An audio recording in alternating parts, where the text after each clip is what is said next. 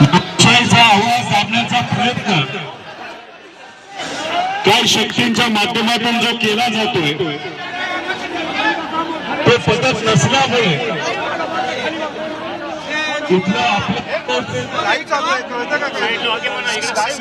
सामाजिक कार्यकर्ते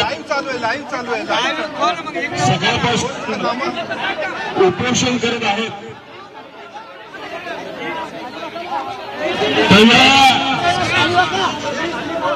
सामाजिक कार्यकर्त्यांना जे सकाळपासून उपोषण करत आहेत त्यांना मी विनंती करण्यासाठी आपल्या सर्वांच्या व तसेच महाराष्ट्राच्या वतीने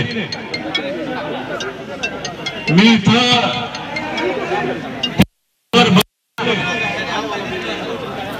त्यांचे आभार व्यक्त करतो।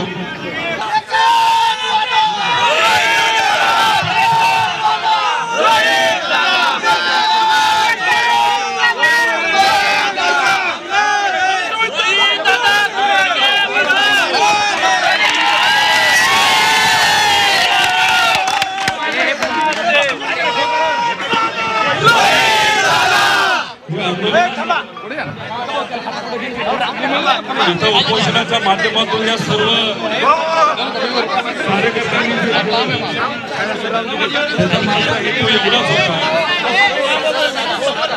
की युवा संघर्ष यात्रेमध्ये जे सामान्य लोकांच्या हितासाठी महाराष्ट्राच्या स्वाभिमानाचे आपण जे प्रश्न उचलले होते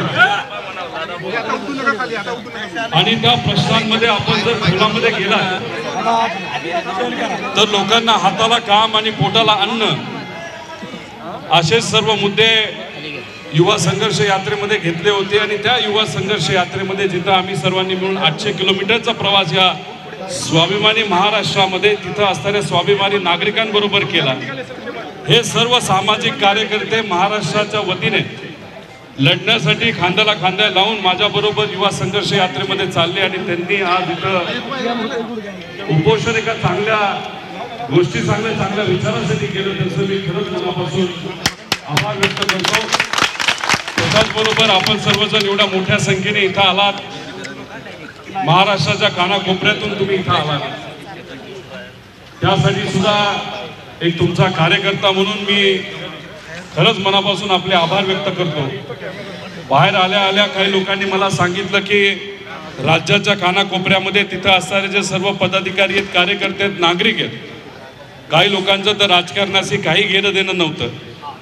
अशा लोकांनी सुद्धा आपापल्या परिसरामध्ये लोकशाहीचा आवाज ज्या पद्धतीने दाबला जातोय तसंच सामान्य लोकांच्या हिताचे जे मुद्दे आहेत, ज्याला आपण नेहमी मुद्द्याचं बोला असं म्हणतो, त्या मुद्द्यावर आज चर्चा केली जात नाही। म्हणून सामान्य लोकांच्या वतीने लढत असताना आपल्यातल्या काही लोकांवर जर कारवाई होत असेल तर ते सुद्धा त्या तालुक्यामध्ये जिल्ह्यामध्ये सामान्य लोकांचे प्रश्न घेऊन तिथं ते लढले, कलेक्टरांना भेटले, तहसीलदारांना भेटले आणि तिथं सुद्धा त्यांनी आंदोलन केलं। त्यांचं सुद्धा मी मनापासून महाराष्ट्राच्या तमाम जनतेच्या वतीने आभार व्यक्त करतो की जनतेचा आवाज त्यांनी तिथं असणाऱ्या अधिकाऱ्यांपर्यंत पोहोचवला। तसंच इथं पोलीस प्रशासन असेल, मीडिया असेल व सर्व इतर प्रशासकीय अधिकारी असतील त्यांचं मी आभार व्यक्त करतो की दिवसभर आपण इथं थांबलात।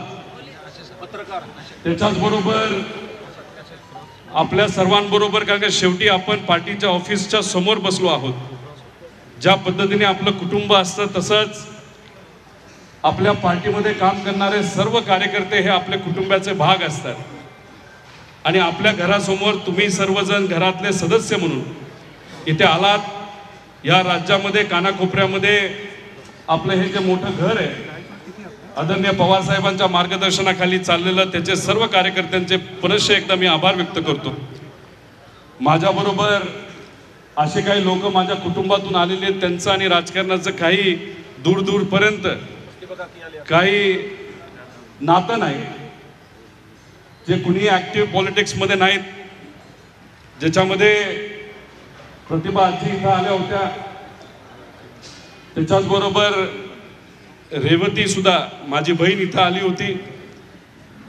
खरं तर आदरणीय पवार साहेब आणि सुप्रियाताई इथं येऊ शकल्या असत्या, पण दोघांनी मला सांगितलं की तिथं कुटुंबियातले इतर जे सर्व लोक आहेत, पवार कुटुंबियातले असतील, राष्ट्रवादी परिवारातले सर्व कार्यकर्ते पदाधिकारी असतील ते तर तिथे येतीलच, पण महाराष्ट्राचे कानाकोपऱ्यातून नागरिक सुद्धा तिथे येतील.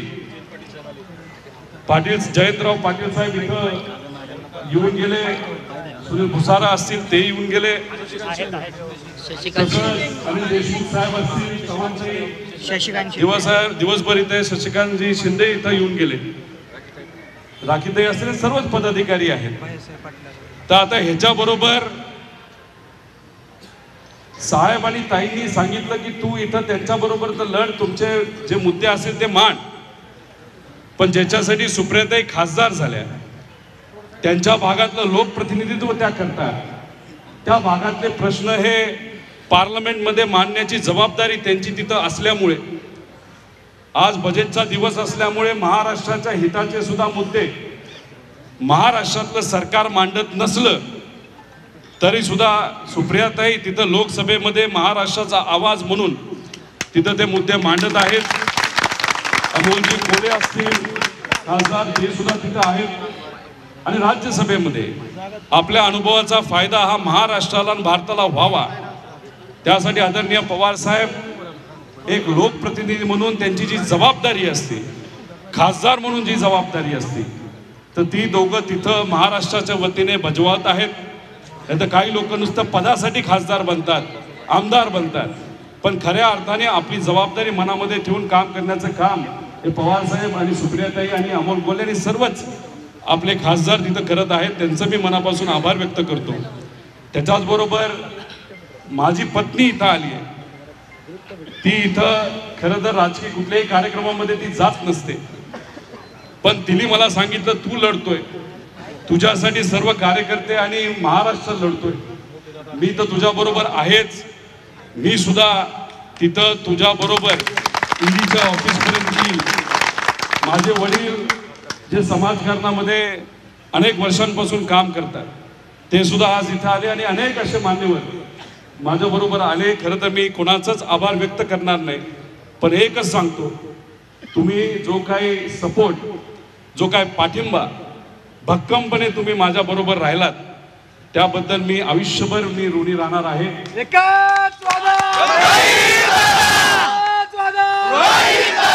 त्याचबरोबर कर्जत आणि जामखेड ज्या भूमीने मला लढायला शिकवलं, तिथून सुद्धा माझे कुटुंबीय म्हणजे माझे सर्व नागरिक म्हणजे माझे सर्व कार्यकर्ते ज्यांच्यामुळे या महाराष्ट्रामध्ये मला माझी ओळख मिळाली, असे सर्व पदाधिकारी आणि कार्यकर्ते इथे आले. तुमचे सुद्धा मी मनापासून आभार व्यक्त करतो. ज्या भूमीने मला जन्म दिला म्हणजे बारामतीतून सुद्धा अनेक कार्यकर्ते इथे आले, त्यांचे मी आभार व्यक्त करतो.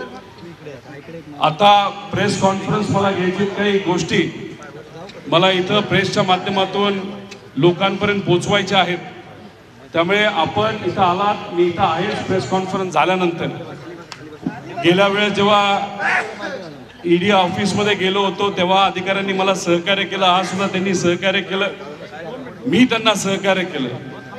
जे काय कागदपत्र लागणार आहेत ते तिथं दिले आहेत. 24 तारखेला मला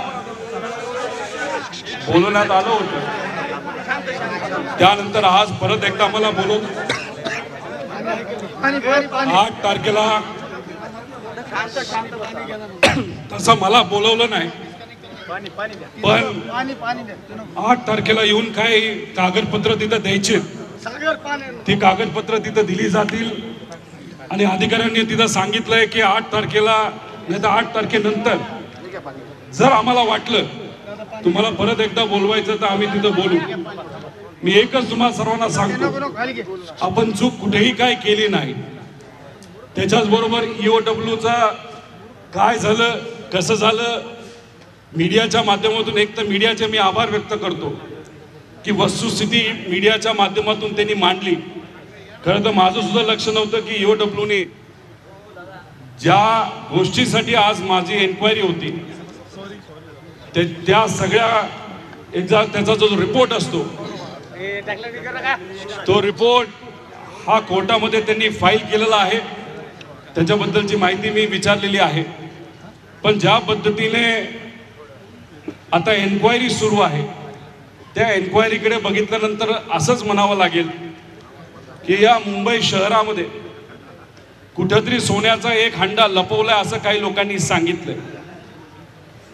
त्यामुळे या कोपऱ्यात जा, त्या कोपऱ्यात जा, काही कर, काही विचारायचं विचारा, जे काय शोधायचं शोधा, पण हा लपलेला हंडा आणि कथित लपलेला हंडा कुठे हे शोधण्याचं काम काही लोकांकडनं केलं जाते असं मला बोलावं लागेल. पण एकच या ठिकाणी आपल्या सर्वांना सांगतो आणि सातत्याने मी हेच सांगितलेलं आहे, व्यवसायामध्ये मी आधी आलेलो, नंतर मी राजकारणात आलेलो आहे. अनेक असे लोक आहेत जे राजकारणामध्ये आधी आलेले आहेत, नंतर व्यवसायामध्ये आलेले आहेत. त्यामुळे आज आम्ही विचारासाठी लढत आहोत. काही लोकांना जर वाटत असेल आणि खास करून राज्य सरकारमध्ये सत्तेत असणारे आज या महाराष्ट्रामध्ये काम करणारे अनेक नेत्यांना जर वाटत असेल की आम्ही घाबरलो, त्यांना एकच सांगून द्यायचंय, याच्या आधी जे घाबरले, जे पळून गेले हे सगळ्यांनी बघितलेले आहेत. पण खरी मराठी माणसं कधी पळून जात नाही हे आम्हाला दाखवायचं आहे. ते आम्ही सर्वजण तिथे दाखवणार आहोत. लढत असताना आज विचारासाठी लढायचं आहे, पण या विचारासाठी लढत असताना संघर्ष अटळ आहे आणि हा संघर्ष आपल्याला महाराष्ट्राच्या स्वाभिमानासाठी करायचा आहे. आणि त्याची सुरुवात याच्या आधी आपण सर्वांनी मिळून केली आदरणीय पवार साहेबांच्या मार्गदर्शनाखाली. पण ही सुरुवात जी झालेली ती इथं थांबेल असेच वाटत नाही. हे आपल्याला पुढे घेऊन जावी लागेल. लोकसभेचं इलेक्शन असेल त्याच्यामध्ये आपल्याला लढावं लागेल आणि 2024ला खऱ्या अर्थाने सामान्य लोकांचं प्रतिनिधित्व करणारं सरकार जे महाराष्ट्राचा विचार करेल असं सरकार येत्या काळामध्ये आपल्या सर्वांना आणायचं. त्यासाठी लढणं हे सुरू केलेलं आहे, पण अजून जोमाने लढण्याची जरूरत आहे. ते आपण सर्वांनी करावे एवढंच या ठिकाणी आपल्या सर्वांना सांगतो.